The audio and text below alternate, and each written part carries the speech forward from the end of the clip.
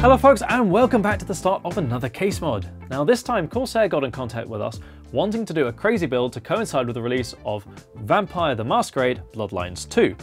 Now that of course meant getting all the hardware on Earth and then putting it into this 500D that we're going to be modding to fit the theme of the game, because we're going to be doing one of the clans from the game itself as the theme, and then making it as special as we possibly can. So obviously we've got an awful lot of stuff here. Let's go take a look through and see what is actually here. So to kick things off, let's take a look at the hardware we're going to be using, and we're not holding back any punches because we're going with an X570 Godlike from MSI. Now it's not just because I really want to use a Godlike, it's also because I feel it fits the theme. I'll be able to paint parts of it to mod things more easily, and that's one of the best things about the higher end motherboards, is that they all come with armor and shrouds and heat sinks all over them. Well, that's just modding material, and you don't have to create your own ones. So it seems like a sensible idea, and oh, it does look rather special as well. Of course, to keep that fitting, we've also got an RTX 2080 Super. Now this is the EVGA version, which is actually going to have the same PCB as a Founders Edition, so we can use the standard blocks that come for the Hydro X for that. And we're going to be pairing it with an AMD Ryzen 7 3800X. Now you may be wondering why we're not using a higher end CPU. Well, that's actually because A, we didn't really need anything extra because it's just going to be a simple gaming PC that's going to the events. So having a crazy CPU for no real reason doesn't make any difference. These are mostly here for aesthetic choices or for other theming reasons. Now the other thing is that I kind of wanted to cut down a little bit on the heat, just because after I'm done with this case mod, let's just be realistic, there's probably going to be next to no airflow in this thing at all. Even though we're water cooling and we're using ML Pro fans, look, it's not the priority on this particular build. This is an aesthetic mod. Airflow will come secondary. I will obviously try to make sure that it works, but it's the nature of things, unfortunately. But we do have some other cool stuff. Namely, we've got some more Corsair Dominator Platinum RGB in the black, which we're hopefully going to be modding to fit the theme a little bit, and a rather exciting SSD in the form of the MP600, which is a PCIe 4 SSD. And now that's interesting because obviously we've got PCIe 4 on X570 here, so it should be able to get an extra oomph, and it's just a bit more fun, isn't it, really? Oh. Of course, with this being a Corsair build, that means we're going to have to use an awful lot of Hydro X where we can. So we've got an XR7 RGB water block for the GPU, an XR5 360mm radiator. Now I'm probably going to be putting that in the front of the case rather than the top, just to leave the top here just nice and clear. We've got an XC7 RGB CPU block, and of course an XD5 RGB pump reservoir combo.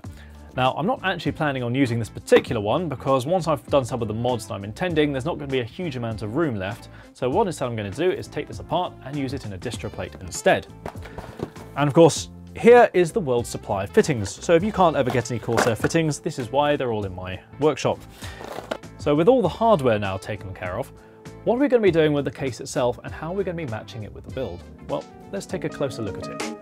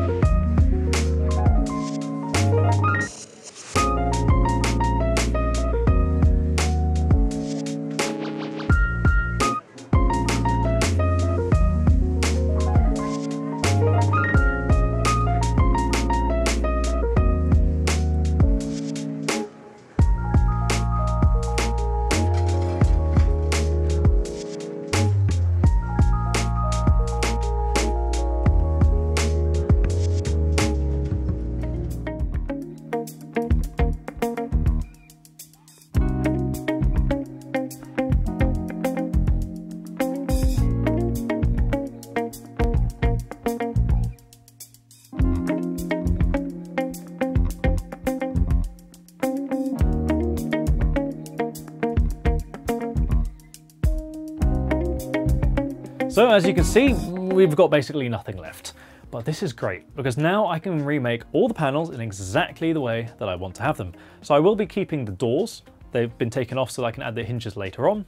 But what I'm going to be doing is making a brand new rear panel, and that's because I'm going to be moving the motherboard tray up, because if I'm making a mid plate out of acrylic, it's going to be a lot thicker than the existing tray, which means it won't fit in the existing spot.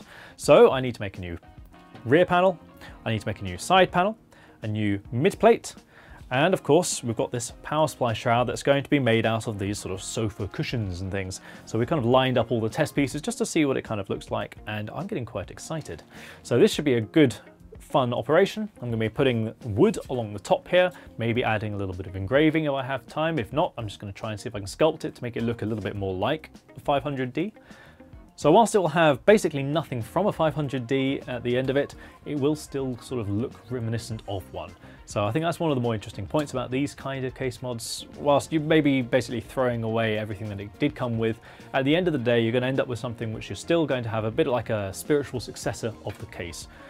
Now this is as far as we're going to be taking it in this particular video.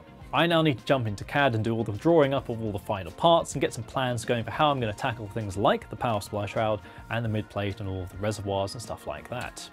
Of course, you don't want to miss any of the future progress, so make sure you subscribe to the channel. Also, you can find us over on Discord, builds.gg, Facebook, Instagram and Twitter. I'll catch you next time, folks.